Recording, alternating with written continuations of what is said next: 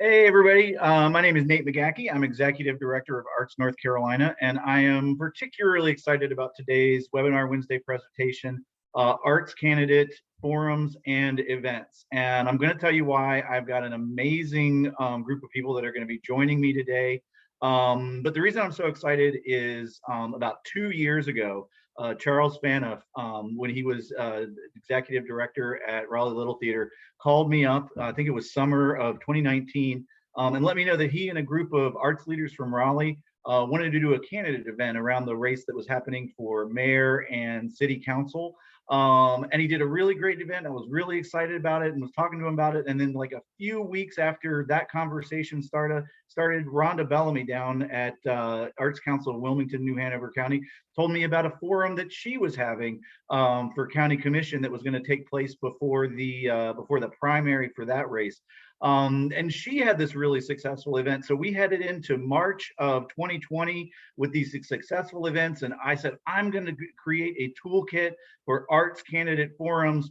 And then, I think we all know what happened in March of 2020 and kind of shifted the focus of Arts North Carolina.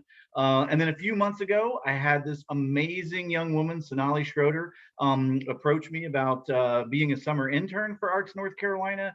And she was really the last piece of the puzzle and really enabled us to do the research and put the attention that was necessary to create a toolkit to help folks in North Carolina do your own candidates, events, and forums. But I did promise you guys a big announcement, so I want to start off with that.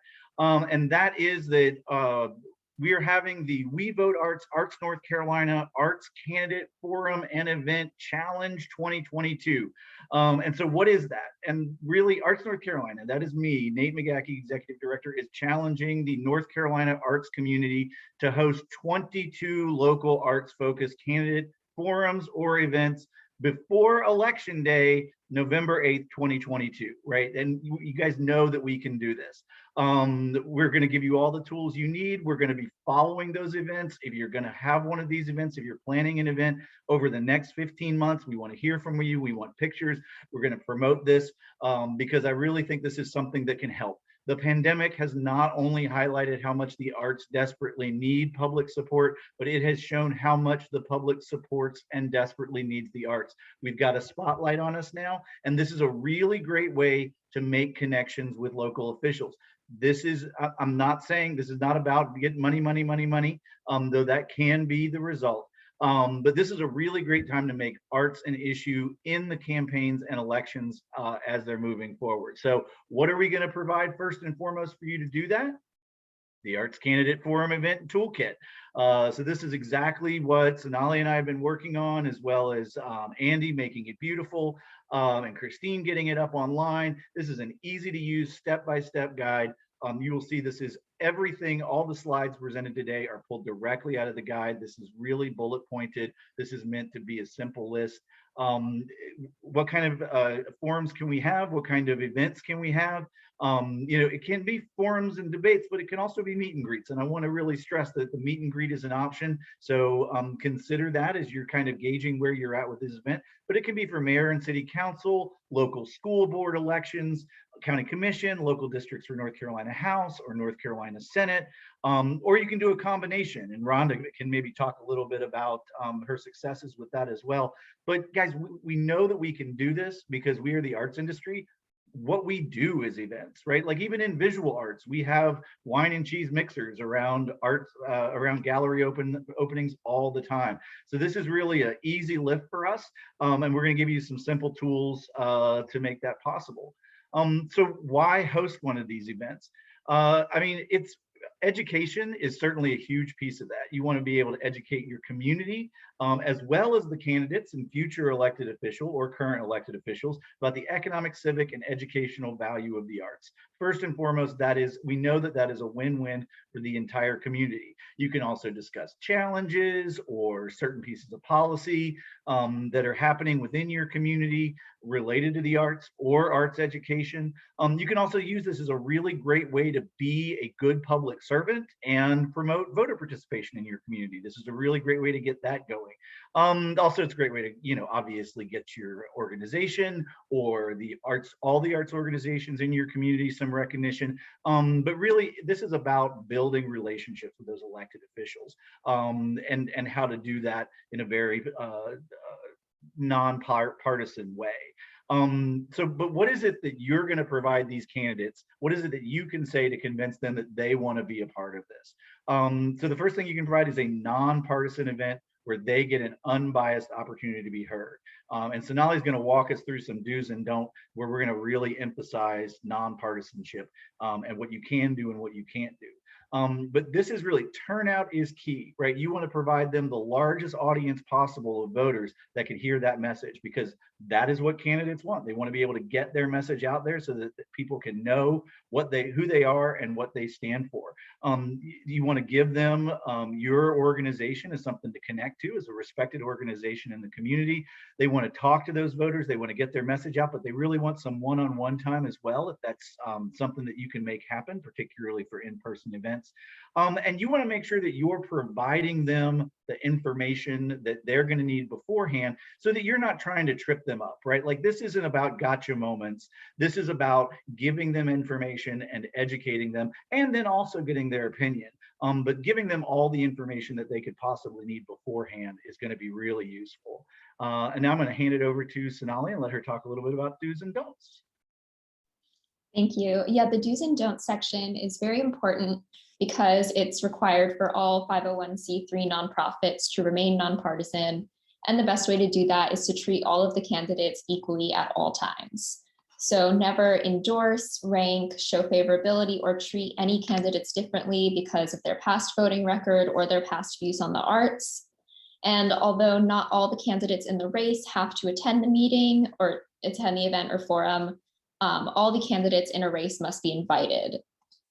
And in order to promote voter participation in your community, we highly recommend that you share nonpartisan voting information with attendees, such as voting locations, hours, and required materials.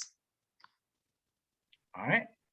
Thank you so much, Sonali. Yeah, I mean, it's very important as 501c3s that we pay attention to these rules, because you don't want to run afoul of them. But really, like you said, treating everybody the same is the key.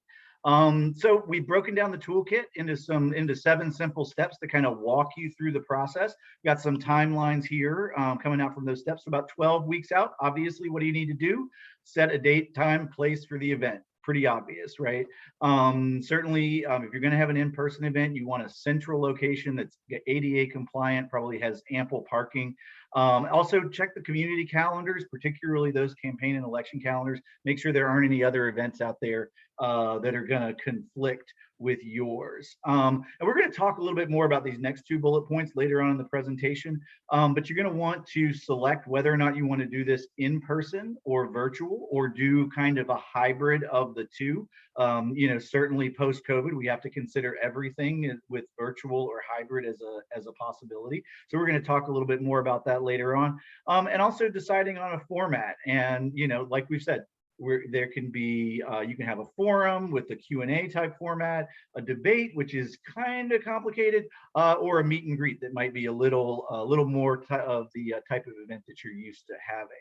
Then next step, about 10 to 12 weeks out, reach out to other organizations that you might want to partner with. That can be other arts organizations or other nonprofits or issue-oriented organizations in the community.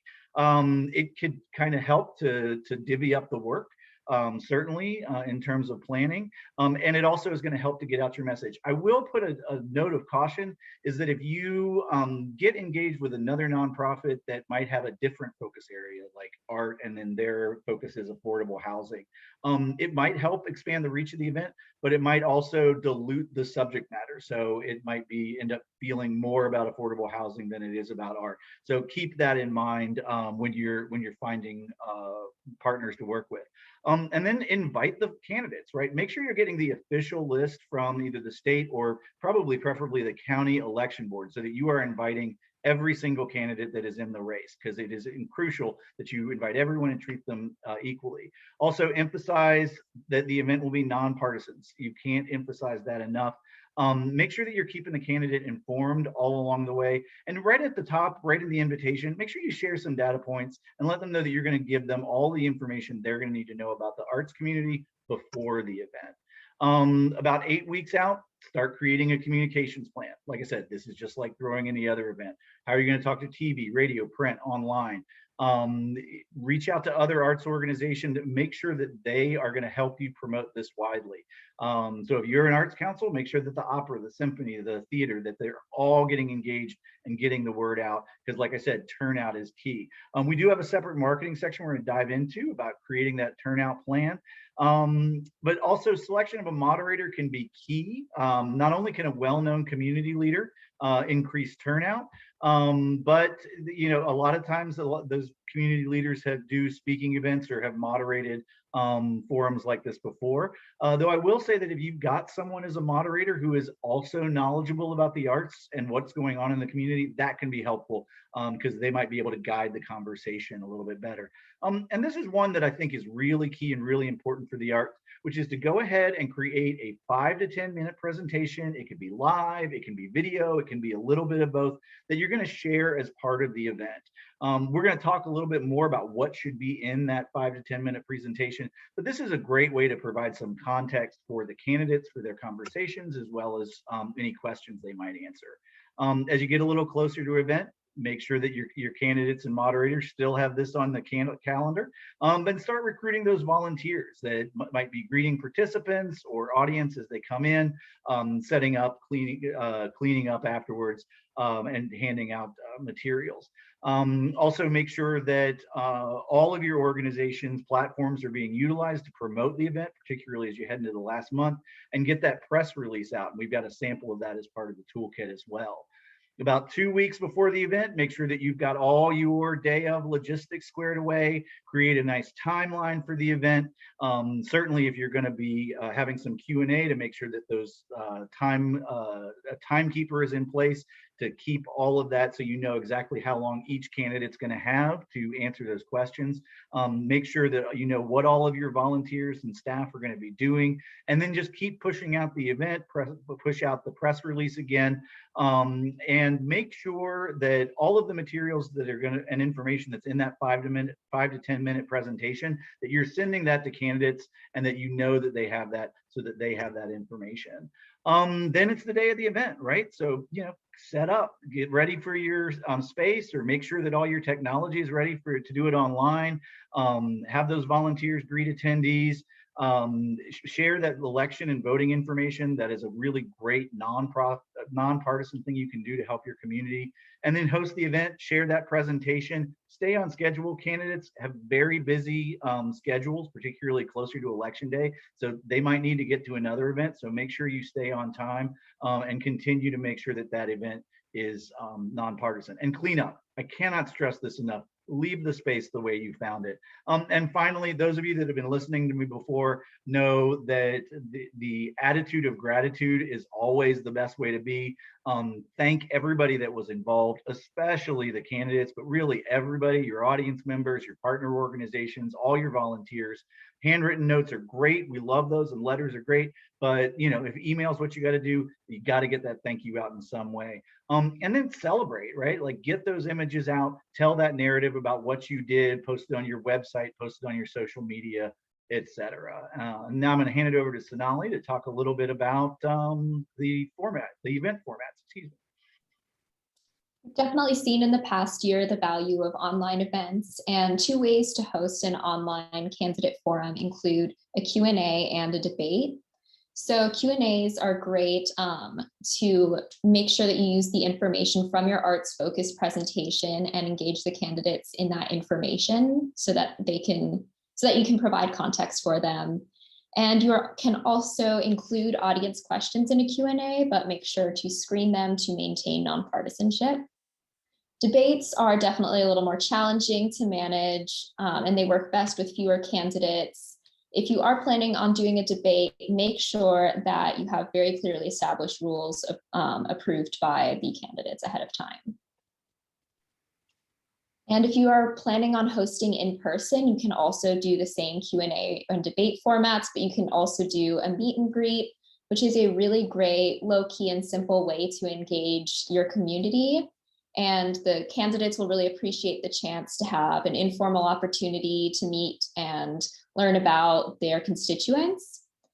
And this is also a great option for rural communities or smaller government races. And of course, the benefits of hosting online mean that you can reach a wider audience, especially people who are busier and won't be able to make an in-person event. And you can avoid event venue costs and set up for that. And the benefits of hosting in person is that it's a lot easier for candidates and attendees to mingle and network with each other. And it also usually keeps participants more engaged when they are in person. And if you're planning on trying to combine online and in person, we suggest that you record or broadcast part or all of the event and share it with some sort of community online, whether that's your website, Facebook, or email list. And make sure to share the parts of the event evenly so that you aren't favoring one candidate when you're posting what you're sharing. Absolutely, thank you. Yeah, it is definitely, you don't want to end up just picking some edits from that event and then only showing one candidate or giving one candidate more time on your rebroadcast. So always being equal. Thank you so much, Sonali. I'm not going to talk too much about the 1-2 punch, which we also call the Wilmington 1-2 punch, but this was an approach because I'm going to let Rhonda talk about it because she sort of invented it. But I will say that one of the really smart things here is getting a hold of these candidates in the primaries before the primary election, when a broader field of candidates is looking to stand out, and once a few of them commit, then more of them are likely to commit. And you can get a much broader range. And then following up with a second event with a more condensed pool of candidates, and maybe adding in some other races, like starting with a county commission with really broad an event in the first event, and then narrowing down to the smaller group for county commission, but then also adding maybe North Carolina House or North Carolina Senate. But like I said, I'm going to let Rhonda talk in more detail about the 1-2 punch. So what information should you be providing in that art-focused presentation? I think those of you that know me know that I always talk about the economic impact on the arts and the creative economy in your community. Obviously, providing those numbers about how this is helping the local economy, how this is creating jobs. All of those are really strong things, not only to advocate for the arts, but it's good for the candidates to know so they have a context, not only to answer questions at this event, but to govern and to use your impact as a knowledge base, and you're having the chance to educate them there. Talking to them about the or the challenges that the arts are facing in your specific local community. Maybe you can talk a little bit about the current public funding for the arts, and if there was an increase, how that might be utilized. But like we said, listed in the don't section, you don't want to try and get them to agree right there at that moment to support an increase. You don't want to put them on the spot. You just want to talk about what the current funding situation is and then what an increase might be used for. Obviously talking about the achievements of your organization is a good thing. And I threw this last one in here about make sure that you maybe highlight what is going on in your community around children's arts education, because let's face facts, we all love kids, and we know that that is a strong talking point from an advocacy standpoint. And I think it's something that candidates might like to hear, and giving them information about children's arts programs will probably be something they gravitate to. Talking just a little bit about marketing the event. I think, like I said, we are the arts, we know how to market events, but make sure that you're engaging your networks, right? Your email list, your website, your social media. But you are part of a community. There are several arts organizations or arts adjacent organizations in your community.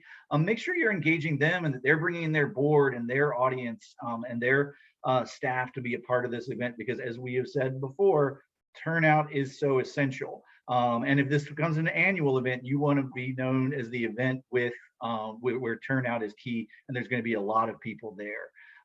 Certainly reach out to all your local media sources, TV, radio stations, newspapers, to promote that event. And if there are local event calendars, certainly political calendars, make sure to get your event on that calendar. And ask the candidates to help, right? If they're going to be at an event, you want to make sure that you're on their website, that they're talking about the fact that they're coming to your event. That's going to be a huge boost to turnout, is just in giving the candidates the materials they need to promote it. And you know, and talk to the political parties as well. They want turnout. They want their candidates, Republicans and Democrats, or independents. They want their candidates to have a forum, to have a platform where they can be heard. So they'll help promote that for you as well.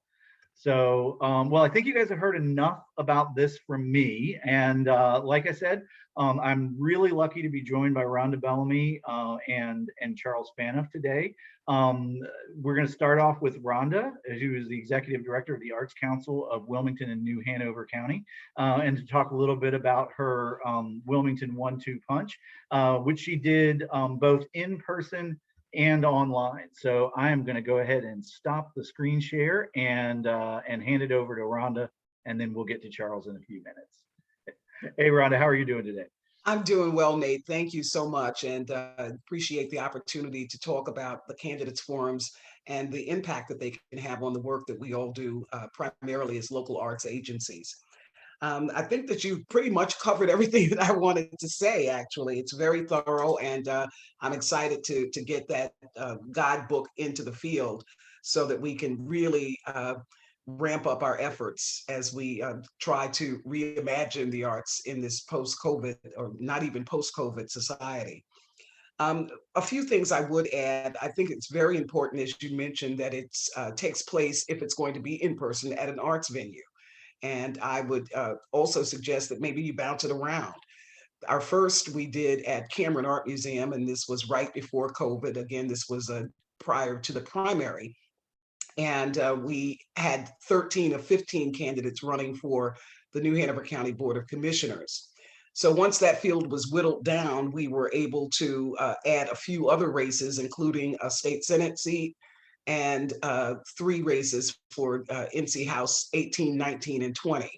And so we still ended up with about the same amount of candidates, but we were covering, 4 or 5 more races. And I think that at least the arts community was happy about that.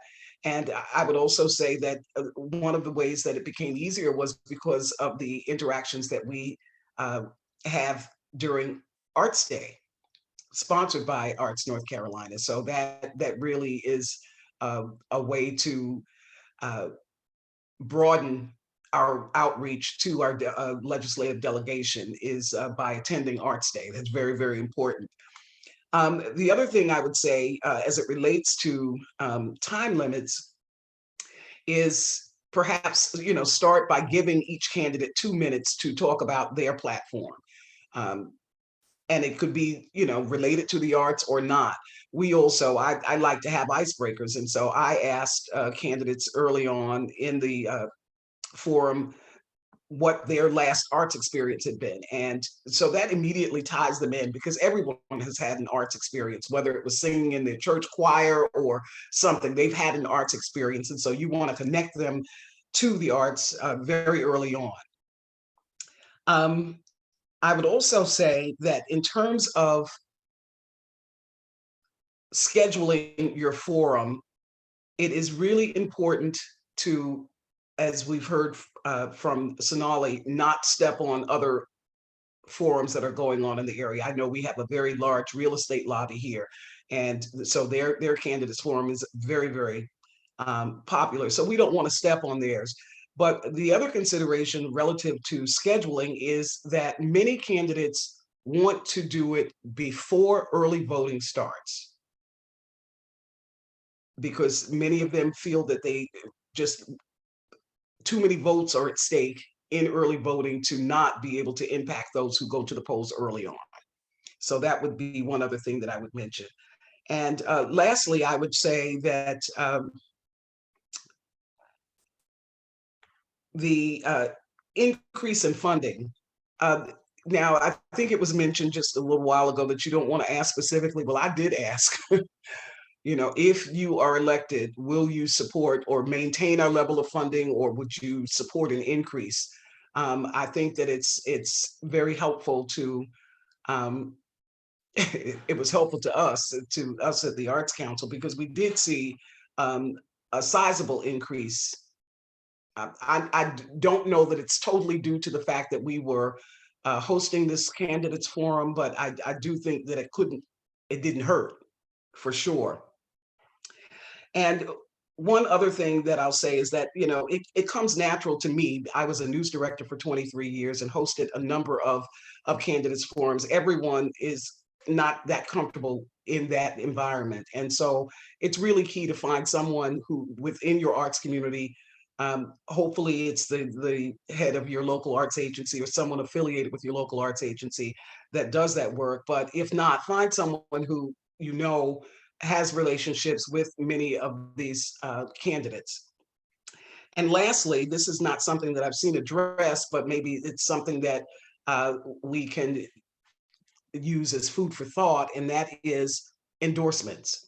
The Cape Fear Real Estate Lobby, as I mentioned, they are endorsers. So they come out prior to the elections with their endorsement of candidates based on the questions that they have asked. And so this is something that we may try to veer into, but right now we just really think it's important to connect our voters, arts voters, to the candidates. And but that is something that we will certainly be entertaining. And I think that's about it.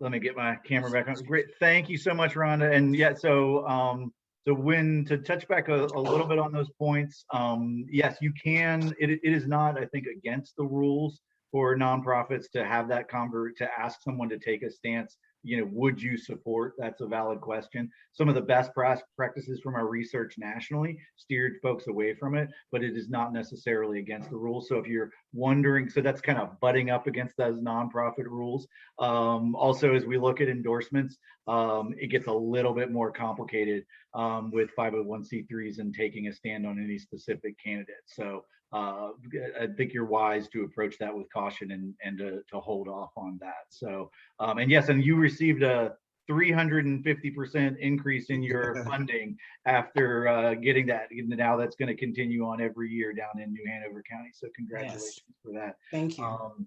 And thank you. And you were a very skilled moderator, having had some experience in your previous life, right? That is for sure. But one other thing that Sonali mentioned that I think it bears repeating is the fact that you have to give each candidate equal time. Right. That's very, very important, and I think that just bears repeating over and over again. And whether there's funding attached to it or not, getting in the habit of or reminding your candidates and elected officials of just how important the arts are in your community. Equal time and the same questions, and yeah, and they're going to answer again and again and again, and it's a great piece. Well, Rhonda, thank you so much for the amazing work that you're doing down there. I'm hoping that you are going to have one of our 22 events between now and election day of 2022, so we can get the ball rolling there. And next, we're going to hand it over to Charles Phaneuf, the president of United Arts of Raleigh and Wake County, who has also had two candidate events over the last about year and a half, I guess it's been, both one online and one in person, the meet and greet, and then partnering with another organization. So Charles, I'm going to hand it over to you and let you talk a little bit about that as well.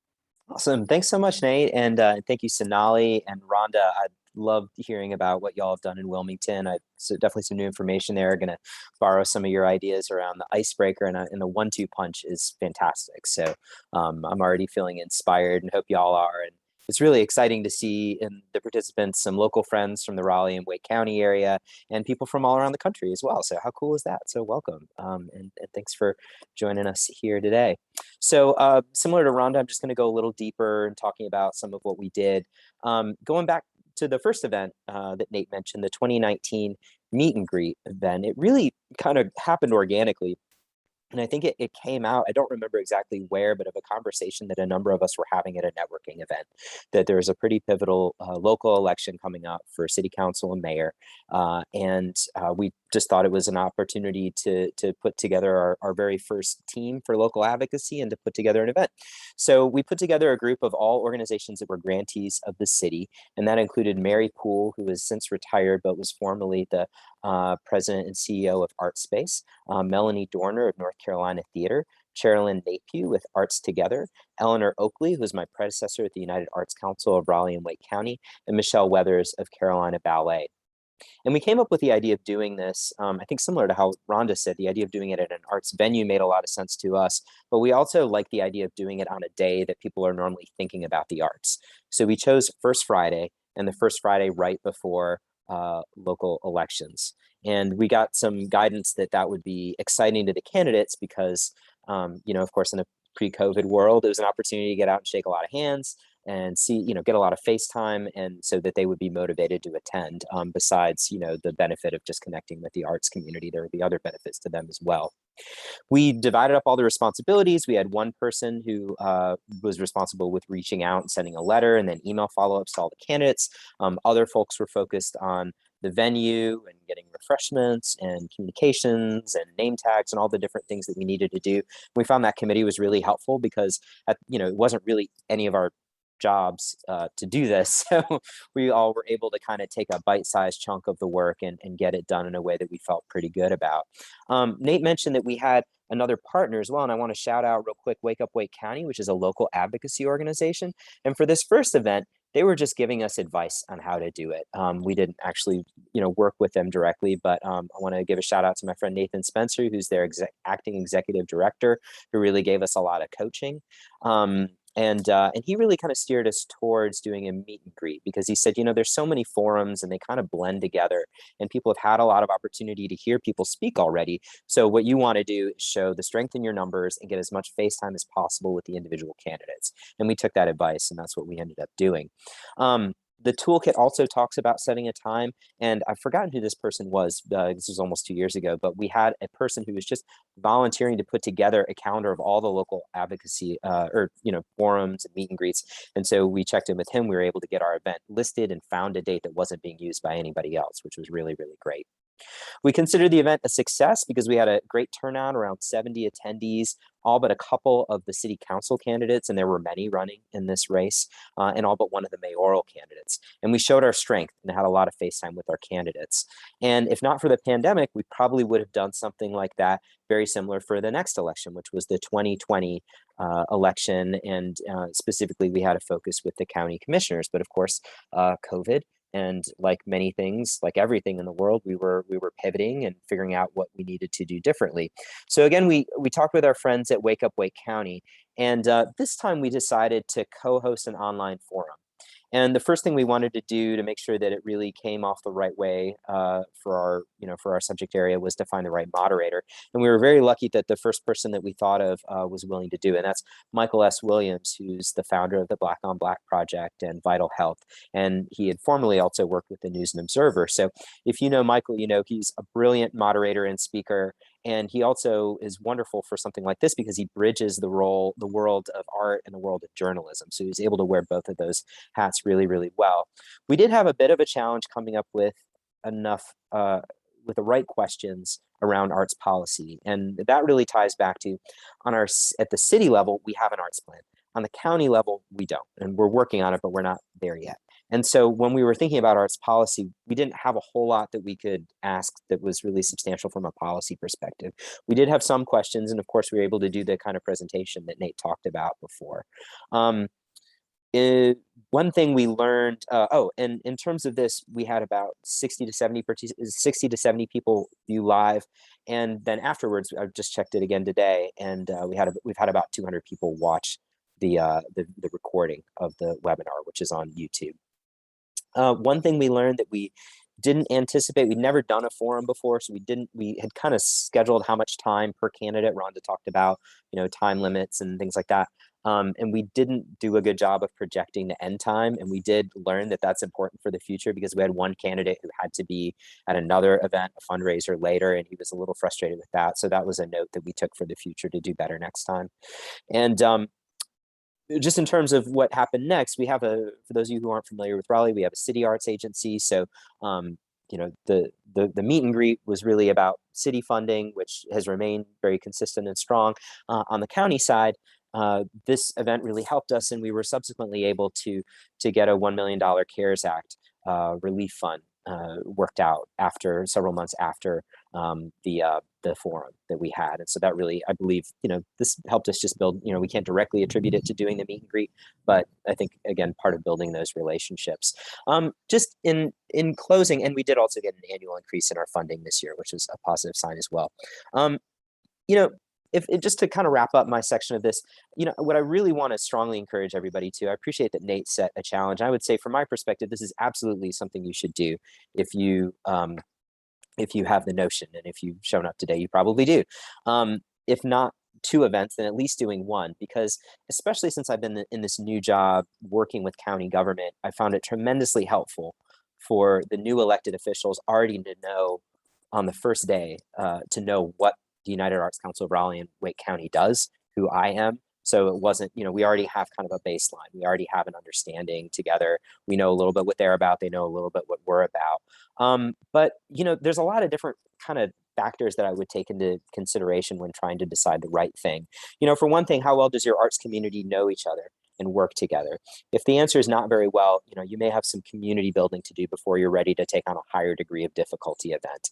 But on the other hand, if you are ready to do something bold, I think there's relatively little downside to being ambitious, both with your events and with your advocacy in general. Another idea I'll share is to think about these kind of as a portfolio event. I really loved what Rhonda talked about, doing the in-person and then the virtual, and then the second round inviting statewide folks. But, something that, again, to refer back to here is that we've got city or town level races here, and then county races, and they both matter for arts funding. So you may take one approach, looking at the local elections, and the other looking at the countywide elections. And there may be more opportunity. You may want to focus your efforts on, your more in-depth efforts at whatever level you think there's more opportunity. Because, and also, not every election is the same. We're looking at a very different City of Raleigh election in the fall of 2022. Those used to happen on off years, and now they're moving to the same time as we have statewide and national elections. So simultaneously, our strategy is going to have to evolve, and we have not gotten to figuring that out yet. So thanks again for listening. Look forward to hearing what questions and ideas you'd like to share with us. And thanks again to Nate and everybody for having us here. Thank you so much, Charles. As very, very helpful. I think that added quite a bit. We do have a few questions in the Q&A, and I'll invite Rhonda and Sonali to come back on and maybe help us out a little bit with these. The first question is from Dana King, who asks, where do you find the information about other forums in your area? Charles, you talked a little bit about that with someone that was putting those events together. But Rhonda, how did you find what events were happening in your area so that you made sure that you didn't overlap? Let me unmute myself. So we just consulted a number of calendars, knowing which ones are the candidates forums that are very popular. As I mentioned, the League of Women Voters, who I've worked with for many years, and also the Cape Fear Real Estate Association. We wanted to stay away from those, and so we would go to the calendars that were best populated, like our public radio calendar. Our television outlets have calendars that they maintain. And we know that when those other organizations have their information together, they populate those calendars as soon as possible. So that's what we did. And yeah, and you mentioned League of Women Voters. I think that's a really fantastic resource that is in many communities across North Carolina and the country, and they do a lot of these forums. They are a nonprofit, so that's a really great resource. And also reaching out to the Republican and Democratic parties, not only to get them to promote your event, but to ask that question: can you tell me of all the candidate events that you're aware of? Because obviously your Republican and Democratic Party are going to be aware of all the events that are going on. Though make sure you call both, because again, you want to be very sure that if you're having a conversation with anybody who is affiliated with one party, you want to have the same conversation with someone affiliated with all parties. So the next question. That's great. And actually, well, sorry, I'll chime in there too.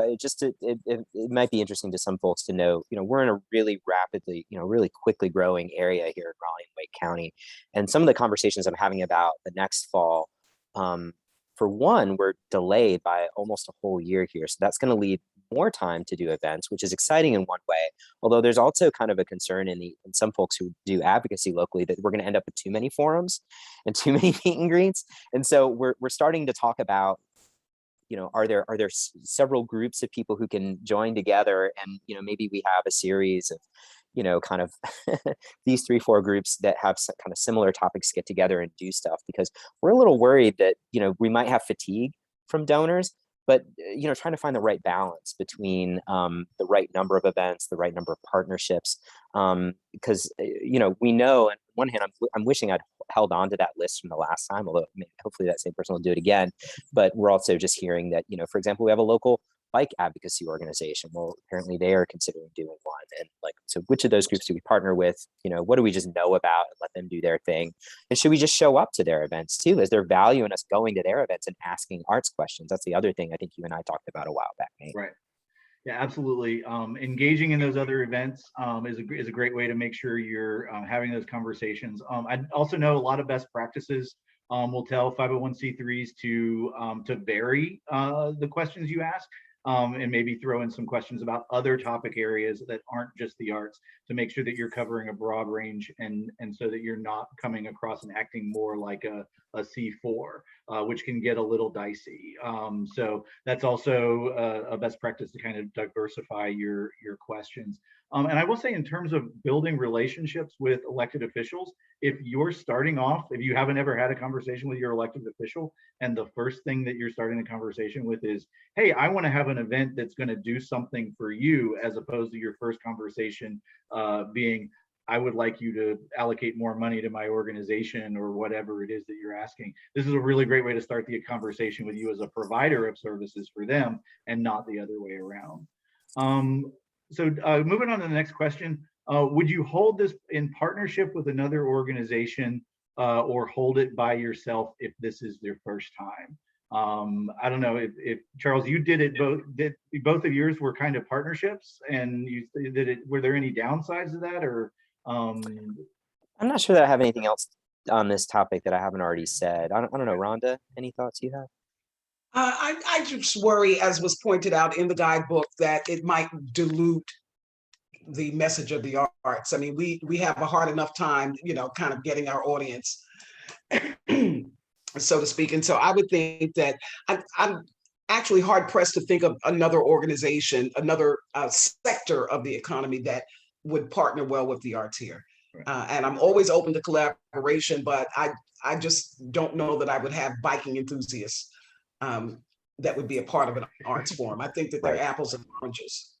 Yeah, I guess the one thing I would say on this, having had a little bit of time, I think you're right, Rhonda, and I'll just add, I think if there are, topics that intersect, for example, in Wake County, we just have a transit art policy that passed. So there might be a reason to have something that's around art and transit, or that joins the two topics. But I think in the absence of real strong reason, it can absolutely dilute it. So it might just be somewhat related to, or maybe there's an opportunity to have an event around arts and tourism. If you're in an area that, is tourists, you heavily rely on that. There's a concerted effort to rebuild tourism. There may, but I feel like you have to answer the why. Right. And, but certainly in order to spread the work around, you can engage other arts organizations, which won't have the issue of splitting the focus, But like Charles did with that first meet and greet, did a great job of splitting up the work. So many hands making light work. So bringing in partners, particularly like-minded arts partners, would be a strong way to go about that. Next question is from Nina. How would you describe the impact of holding the candidate forums? If the candidate won, did you have an easier entree into meeting with them as an elected official, or to have other policy conversations or the same policy conversations moving forward? Rhonda, did you have anything to add on that? So to the first question, in terms of who won, I do think that it was about half and half. Half the candidates did get in, half didn't, and it was a mixed bag. So not so sure about that. Now ask me again, or tell me again. So the candidates that won, did you have an easier time and entree into meeting with them? Was the conversation easier because you had done the forum with them? Yes. So easier to talk policy. Yes, because we had introduced ourselves early on, and I think that is the beauty of holding these candidates forums. Is so, you know, win, lose, or draw, you know who we are, and we have established that relationship early on. Charles, did you have anything to add to that in terms of relationships? Second. Yeah. No, I mean, I think that this is that part of this, and you know, someone over the weekend emailed me and said, you know, that their community might not have a lot of extra money, so they were wondering whether or not, you know, if you don't have a tax base to support more arts funding, is it really worth it to do the event? And my answer to that is yes, 1,000 times yes, because it's not just about whether or not you're going to cut out a slice of the tax base. It's about having this conversation, educating your city officials, educating your county officials, educating your school board. And we haven't really talked about this, but you can do these for school boards as well, and have it around arts education, because they are the ones that are making the decision about how school money gets allocated. So it's not necessarily about more funding, but it's about future planning and the arts having a seat at the table and building relationships with those people that are making decisions in your community. And this is a really great way to say, hey, I want to help you and to know more about what we do and give you a platform in this election. So that's right. And Nate, I might also add that in that 5-minute introduction where you were showing a video or something, that you put in your AEP 5 numbers, or, you know, any of those things that quantify the value of the economic value of the arts in your area. I heard from 3 or 4 of the 15 candidates that we had. I had no idea that the arts were a $55.8 million, you know, sector of the economy in New Hanover County. I had no idea. Right. And so it's really important to put that information out there so that if and when they are elected, they come to the position realizing the strength of the sector, and are therefore, you know, in a better position to make informed decisions about what type of funding we should get. So we're not even talking about just the annual appropriations, but now every city and county in America has got millions in ARP funds. So you want to be top of mind when they go to divvy up these dollars.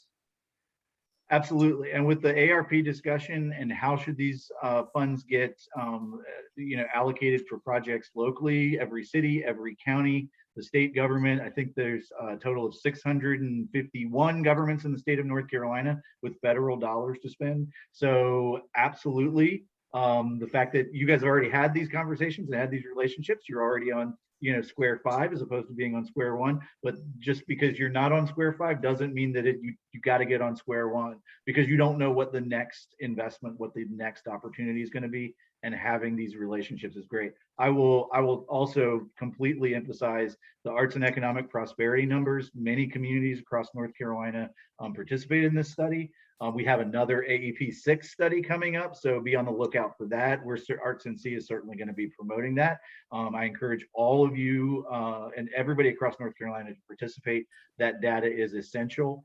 And really, I don't think we can stress enough how hard it is to get 6 different meetings with 6 different county commissioners to get that AEP impact number, whereas getting all of them in a room to get them to pay attention to a number right before they're going to publicly answer questions about the arts and the impact on the economy, that's when they're paying attention. And you can really get that number and that data home by having an event like this. Does anybody else have any other comments? I think we've answered all the questions that popped up in the Q&A. I did have one other thought, Nate, just in response to the person who said, they were concerned about, money and is it worth it to invest in this? And I would just not assume that somebody doesn't want to sponsor your event as well. Of course, we didn't spend any money on the venue. We had a person who donated wine. I previously did at my last job at Raleigh Theater. We had a congressional reception once because we were doing a project that was sponsored by the State Arts Council around veterans and arts, and we were able to get somebody to sponsor it because these are important people. And you are all important people as arts leaders, and then you are also engaging important people who are elected officials. So I wouldn't assume that a venue, I agree with Rhonda, use an arts venue, but I wouldn't assume that you can't get product donated or even cash if you need it, because this is important work, and what we do is important, and we shouldn't lose sight of that and treat ourselves as less than we are, Absolutely. Rhonda, did you have anything to add to that before we sign off? I do not. This has been a really robust discussion. I'm really excited about the guidebook that you and Sonali have worked on, and just happy to participate. Well, and I want to thank both Charles and Rhonda so much for inspiring this work and for doing in this communities, and Sonali, who did all of the research and kind of created the framework for this thing so that we could get it launched. Her participation has been key to this. And I want to encourage all of you to get engaged and to activate during this election season. We got 15 months before 2022 election day, so start planning your events. You can certainly reach me at nate@artsnc.org. I am more than happy to answer questions and make sure that as you're planning your events that you have every resource that you need from us, and to publicize it so we can celebrate it. So thank you all very much and have a fantastic Wednesday afternoon. You too. Thanks, y'all. Thank you.